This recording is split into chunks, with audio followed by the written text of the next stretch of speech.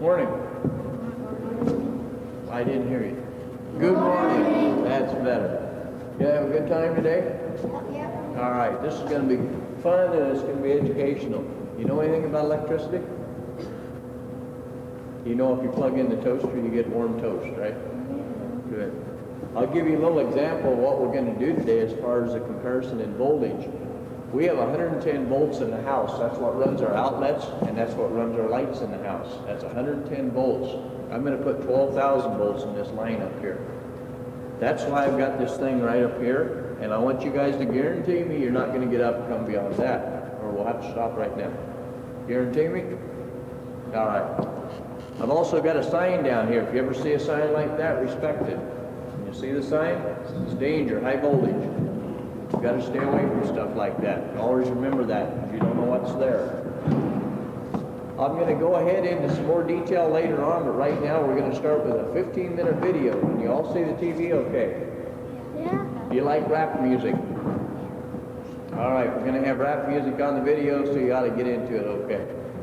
Pay attention on the video, because after you see the first part of the video, it's going to get into some of the demonstrations that we're going to do up here.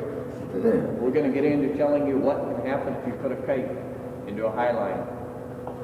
Also, climbing trees, sailing. There's a whole bunch of different demonstrations, and they're going to talk about that on the video, so I want you to pay strict attention. After that, I'll introduce I'll introduce Dale to you again, and maybe you guys know Dale. Do any of you know Dale? You do?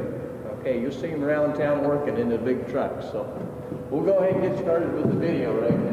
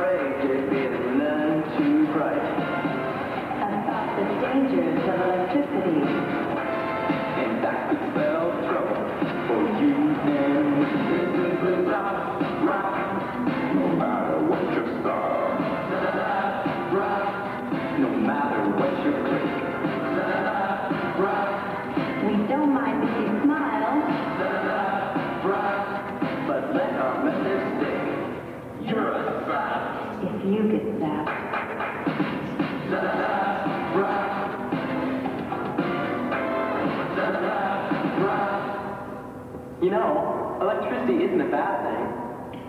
It helps us light our homes. It helps us dry our hair. It brings us entertainment. It even helps us shave. Shave? Where? Here. But just because it's all around us doesn't mean we can take it for granted. That's because electricity ain't smart enough to be choosy. Yeah. It doesn't care whether it fries an egg. Or a kid. Oh, yeah. That's why it's wise to remember how electricity gets to us in the first place. Briefly, it starts with power. Power from any number of sources which is needed to turn huge turbines into generating plants where electricity is actually produced. Fast as the speed of light, the electricity zaps along the miles of big transmission lines until it gets tapped off at local substations, which bring the power to a lower voltage to be sent along bare metal power lines, maybe somewhere around 30,000 volts. That's 30,000 volts moving along bare power lines in our neighborhood, carried by wooden poles right to our backyard. Finally, the electricity is stepped down some more by the transformer on the pole and sent down into the house along the line while the service drops. Of course, once it's inside the house, it's ours. And most of us never even think about where it comes from. Most of us don't even care. That's our first mistake. That's when we start making it easy for electrons. Put our lights out.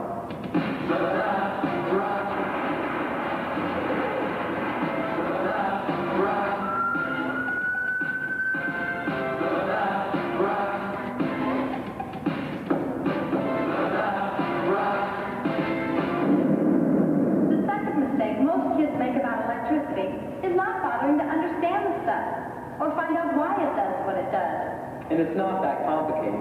Actually, electricity is a lot like water.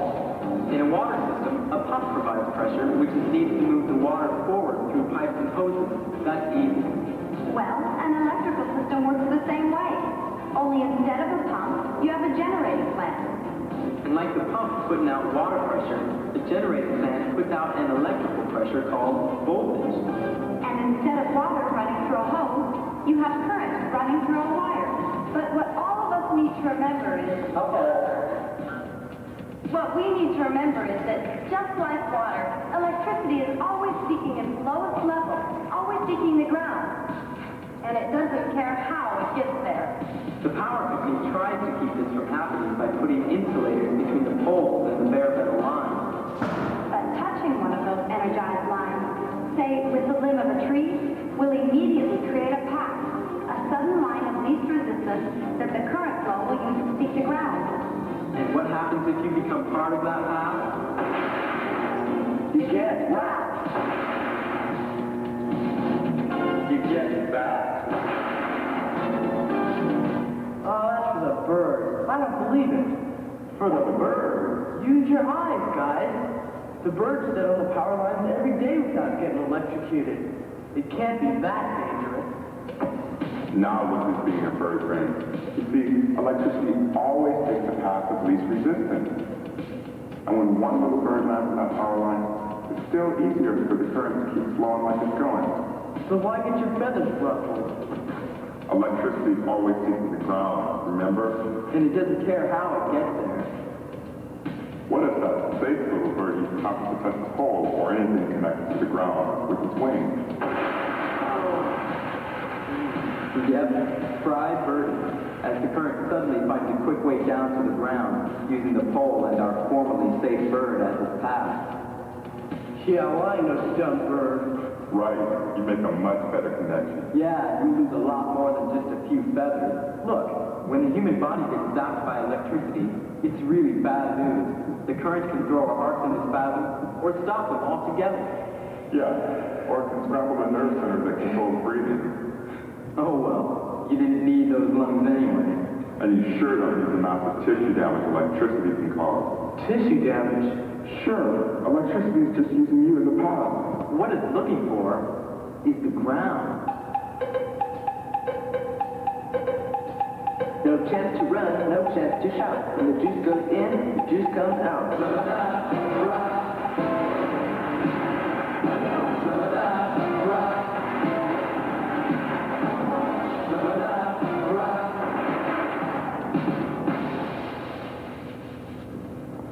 And once it starts to rock you, the current can really trap you. Yep, even with the lowest household voltages, the current can freeze you to the wire, trapping you and causing violent muscle contractions that won't permit your fingers to let go of the wire. And if it don't trap you, that can really wrap you. Drop you hard. Not only shocking you, but knocking you. Leaving you with injuries from the fall, even worse than the shock itself. Yeah, that'll definitely be mean, Gene. So how come nobody tells us kids what this stuff can do? Nobody thinks about it. No. You see, even though all those towers and substations and poles are carrying thousands and thousands of volts of current right into our neighborhoods and right over our heads, after a while they all sort of become invisible. They're always there. We tend to forget about them. Okay, 203. Until it's too late for another kid. Some electrical hazards are pretty obvious, like this downed wire. Uh-oh. That thing's just looking for trouble. But whether it's moving around or lying still, it doesn't take a genius to figure out that you and your friends had better keep away from it. And that someone needs to call the power company to come fix it. Who didn't know that? Yeah. What else are you gonna do? Shake hands with it? Okay. But what if you two had a kid, like George here? A guy who likes to take the short way home from school? And suppose that you had a downed wire nearby, draped over a chain link fence down the way, where it was hard to see, especially for George. No, hold it. Get the picture? Too bad, old buddy. Better take a long way around next time. It's very fun. See, there was Unless he knew enough to look around first. Which he didn't. Right on. Think you guys could do better? Yeah. No problem. Okay. What if you're in a car wreck and the car's hit a power pole? Uh-oh. You're okay. Just a little shaken up. Especially when you see a line down on the foot, energizing the car. We're not dead? No. As long as you're in the car, you're okay. Kind of like that bird sitting on the wire, remember? Well, if I'm okay, I'm getting out of there. Hey, no, man. Hey, what happened? You're fried, that's what. Why? Electricity's always sticking to ground, remember? As long as you're in the car, you're all energized the same. But when you have part of you in the car and another part of you steps out, Down to the ground? You got it. that's why it's best to just stay in the car until help arrives. What if we're about to catch on fire? And we've got to get out of there. Well, only as your very last resort. You can try opening the door, standing on the rocker panel, and jumping free with both feet together. What? Look, it's only dangerous if you put your foot down and provide the direct path to the ground, right? For sure. So, jumping free with both feet together is a way to clear the car and beat the zap. But that's something you wouldn't think about unless you knew how electricity works. And we're aware that being grounded has nothing to do with folks not letting you out of the house, electrically speaking. But why wait until you get into a tight spot? Most accidents with electricity happen because kids like us forget to keep our eyes open and our heads up. Or do something just plain dumb. Dig this. Knew a guy named Freddie was a heavy metal kid, and when his friend said there, Freddie did. He climbed right over the substation things. He got off Freddie ain't seen him since he was outright.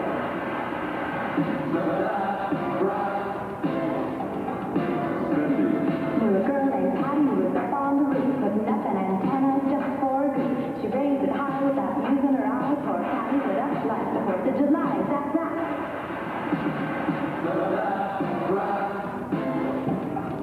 George! I knew a busy boy whose name was Bobby. Flying kites was his hobby. He circled up and down and around just fine. Too bad about that power line. That's right.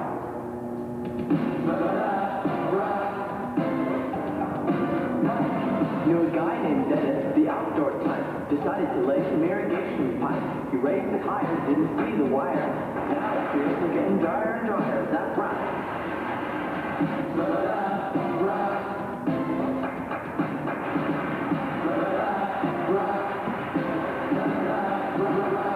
And here's to all the kids who take it there, who see the signs and just don't care. And here's to the jerks who just for fun shoot up insulators with their little guns. And here's to the fools who climb the proposal like the young and hot, cause they ain't growing old. And here's to the kids who like to be on top, so they leave their ladders on the service drop.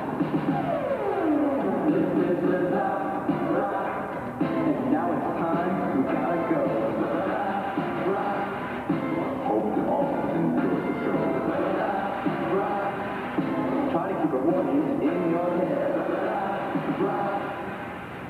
We know it's tough being a kid, But it's tougher being dead.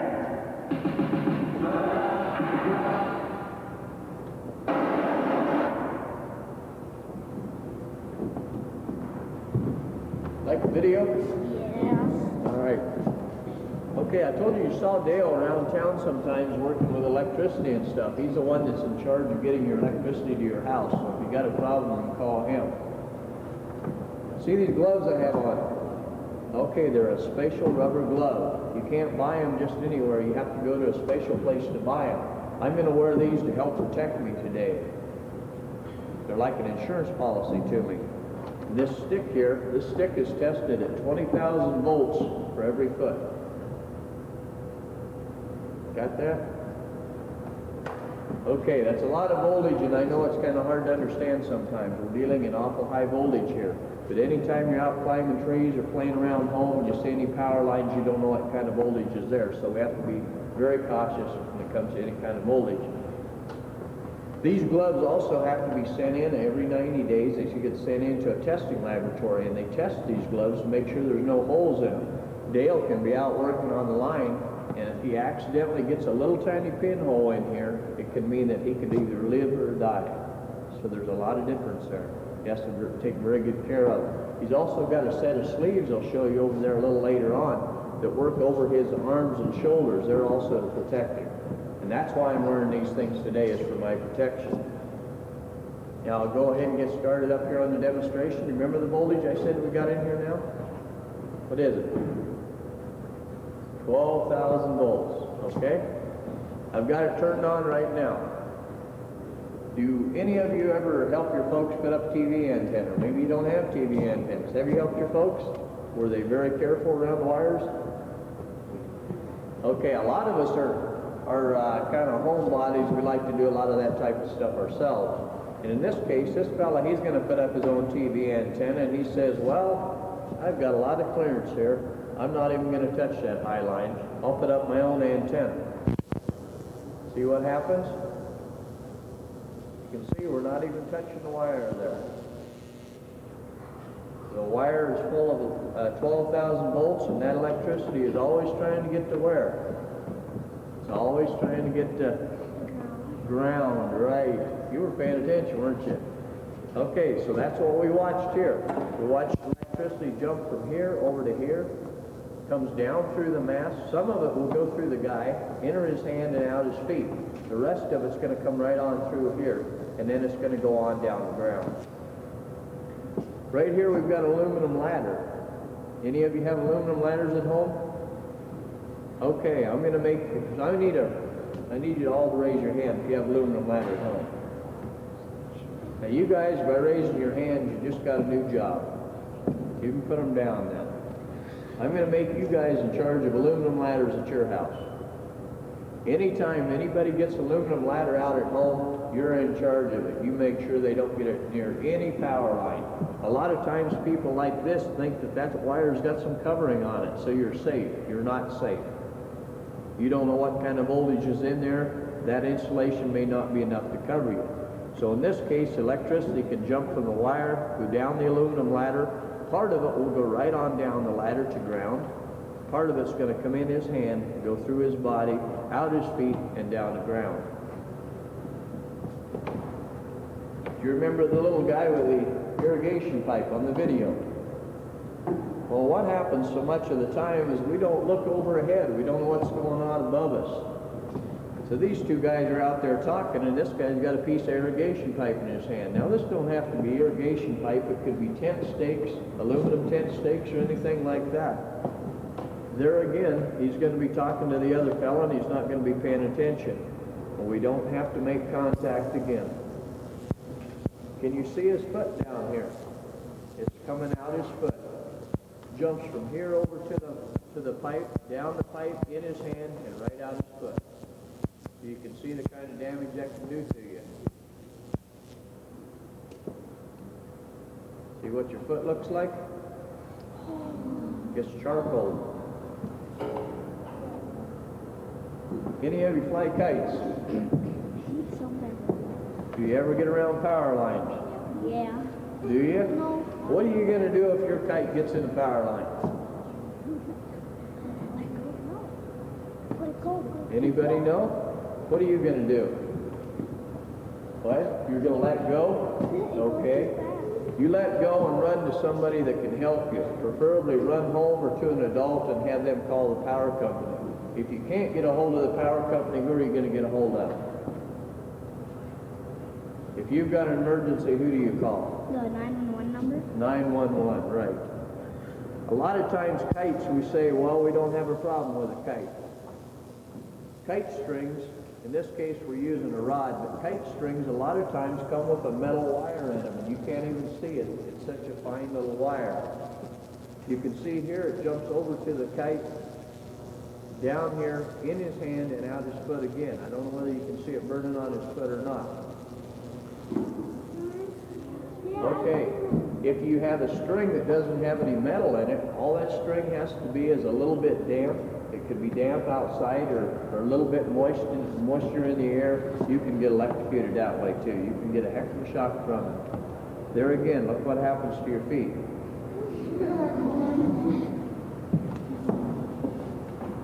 How about climbing a tree? Any of you ever climbed trees? Okay. We were in another part of the state about a week ago, 2 weeks ago, and I was talking to some people there, and they had the power company, like Dale, they went out and cut the top out of an evergreen tree. And then the next thing you know, there was a first grader that was out there sitting in the top of the tree. And all he would have had to do was stand up and he couldn't touch the power line. So you want to stay completely away from any tree that has a power line in it. If we go outside today, and I ask you guys to point out the cable TV and the telephone and the electric line, can you tell them all apart? Okay, most of us can't do it. Dale works with it day in and day out. He can go outside and he can tell you what any line is. Most of us don't know that stuff, so we want to stay completely away from all of them. What happens here? This tree is conducting electricity. Electricity goes down the tree. It may get to this point right here where the kid is climbing in the tree. The electricity is trying to get where? Ground, right? Okay. Electricity is trying to get to ground, so electricity is coming down the tree, gets to this point right here. We've got the little kid climbing in it. Electricity says, all right, I got an easier way to get down to ground. So I'm going to jump into that kid. Electricity jumps into the kid, goes on down, out his feet, on down the tree and into ground. That can happen. Another thing that can happen is when you're up here climbing the tree, you may knock a limb into the line, just like it did on the video. You don't always know. Anytime there is a power line or any kind of line around the tree, stay away from it. How about sailboats? Any of you have a sailboat? You do? I'll give you another good example of what can happen here, and we don't have to touch the wire again. I don't know if any of you are familiar with it. About 5 years ago in Alexandria, Minnesota, they had a sailboat get into the power line. What happens is people don't always pay attention about what's going on above them. Again, out sailing. You're not going to think about wires out sailing. This fellow didn't think about wires out sailing, and we'll show you what happens to him. Here again, we're not even going to touch the wire. It jumps from here to here, comes down here, jumps over and touches his hand. He's not touching it here, and the mast doesn't have to touch it up here.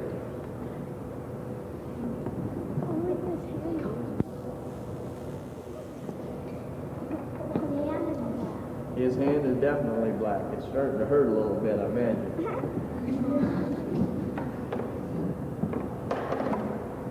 I told you before that you'll see Dale working around town. A lot of the guys around town in the trucks are working. You don't know if their truck might be energized with electricity or not. Anytime you have any kind of heavy equipment, any kind of equipment working around power lines, we don't know if it's energized or not. Right now, we've got 12,000 volts coming into this line. It's coming into here. It's going down into here and through this truck. That truck has 12,000 volts in it right now. Can we tell that? Don't have any way of telling, do we? So we've got a piece of equipment out there, and somebody comes along, like one of you kids, you come along, so you're going to go over and talk to these guys that are doing the work out here. You don't even have to touch that truck. You just get up by the truck and look what happens. We're not touching the truck at all here. I can run the stick through here. But we don't have to touch the truck. And there again, where does it come out? It comes out the feet.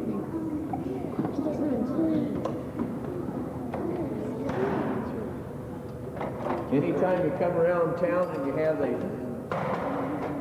the cones or anything around the trucks, that's a warning. You got to heed these warnings.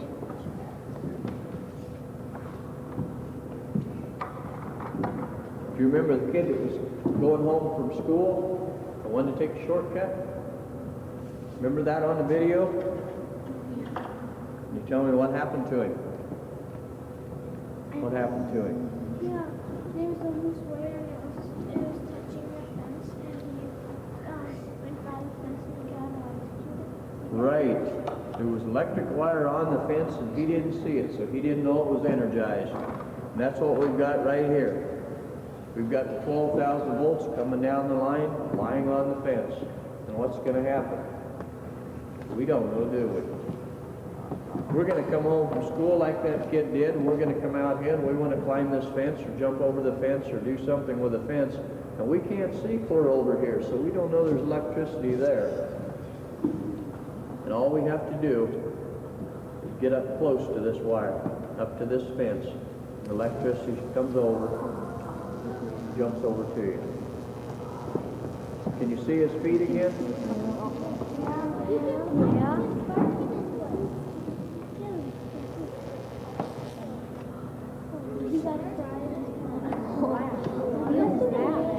His hand's getting in pretty bad shape. I've used it. See his feet too.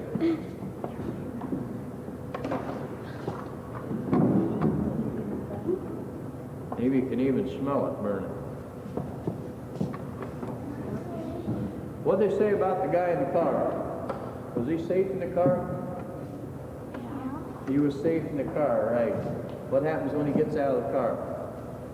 He gets out of the car and then the electricity all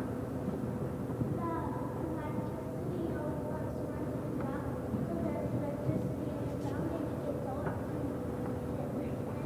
the electricity comes out. Okay, you're halfway right. You got the right idea anyway. The electricity is in the car. Right now we've got 12,000 volts in this car. Electricity's coming down here and the car is energized at 12,000 volts. Now if he goes to step out of that car, he's going to make a path where? When he steps on the ground, the wires on the ground. So if you step on the ground, then it might give you a shock. And if you jump with 2 feet, then it won't. Okay, all right. So we got the 12,000 volts coming into the car, and if he steps out of the car like this, he's going to get a black foot. He's going to get zapped. So when he jumps out of the car, he's going to go like this, right? Then he's safe, right? Wrong. When you jump out of the car with both feet like this, you want to go ahead and jump 3 or 4 times away from the car yet. We can actually have voltage in the ground right here. As the electricity gets away from this car, there's less and less voltage that can be there. So when we jump clear of the car, we did the right thing. But then we go to walk away, we get killed because this foot is at a different potential than this foot. We might have 7,000 volts of electricity here and 6,500 volts of electricity here. We don't have a rule of thumb to go by. We don't know how much moisture is in the air, what kind of soil it is, or anything else. So you want to jump clear of the car. If you're in a situation like this, in an accident, and you have a wire lying on the car like this, stay in the car as long as you can possibly stay in the car until the power company comes and shuts the wire off. Eventually, in this case, the tires will start burning, and then you'll need to get out of the car. I'm going to be in the car, and this is going to be you guys. And I'm going to ask you to come over and help me. So you're nice kids, so you're going to come over and help me. And you don't even have to get up against the car, so what's going to happen to you? Because what's the electricity doing again? Wants to get to ground. That's where it always wants to go. So it's going to jump from the car, through you, down the ground.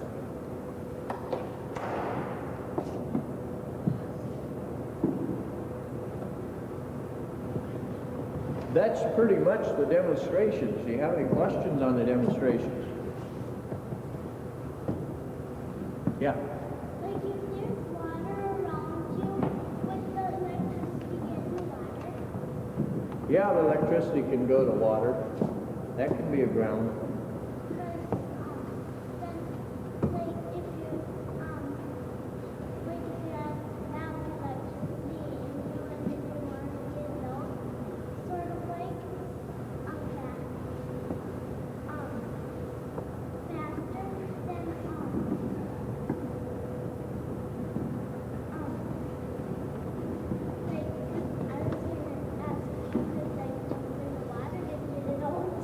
No, I don't think that'd do too much for you.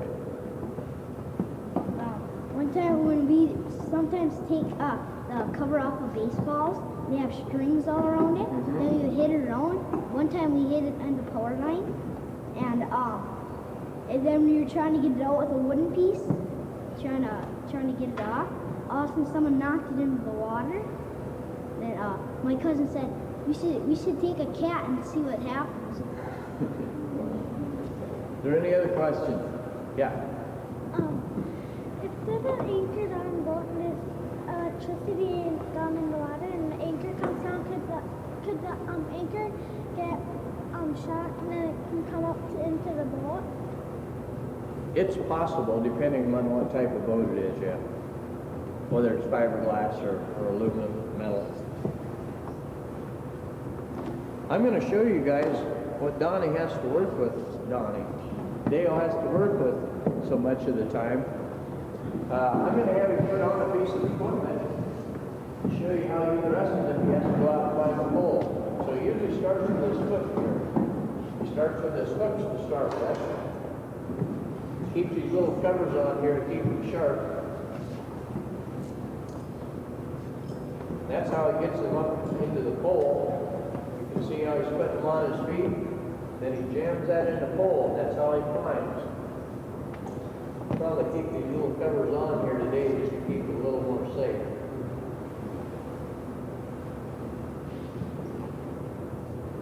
If you got any questions about his equipment, you go ahead and ask him too. I would guess he carries about 40 pounds of equipment up with him when he climbs a pole.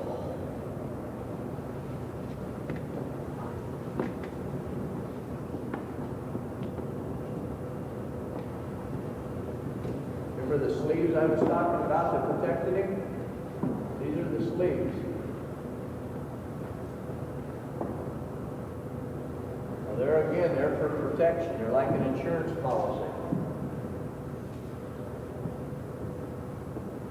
He doesn't rely on them, but if he accidentally bumps into the line or something, it will keep him from getting hurt.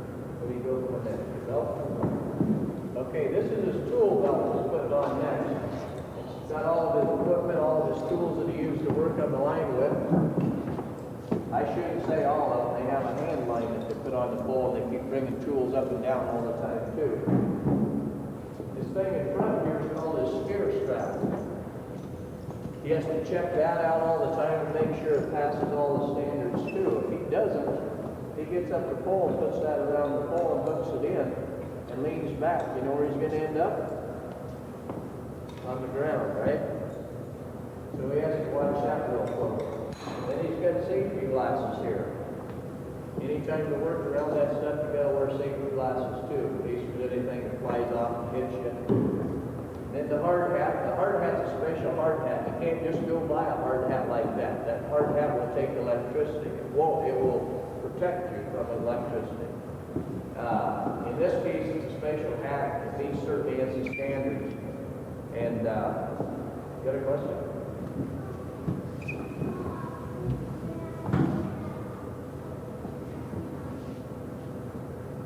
Well, we checked the periodically to get all insurance. Because of how much you claim. Now you saw the gloves I had on. Dale wears gloves that are a little bit different. These are called a mitt. In the wintertime, they're just a little bit warmer. None of them are warm though. Anybody that works around electricity will tell you they're a real pain. In the summertime, you can work with those gloves for about 2 minutes. You can put your hands up and the water just runs out of them because they're very hot in the summertime, very, very cold in the wintertime.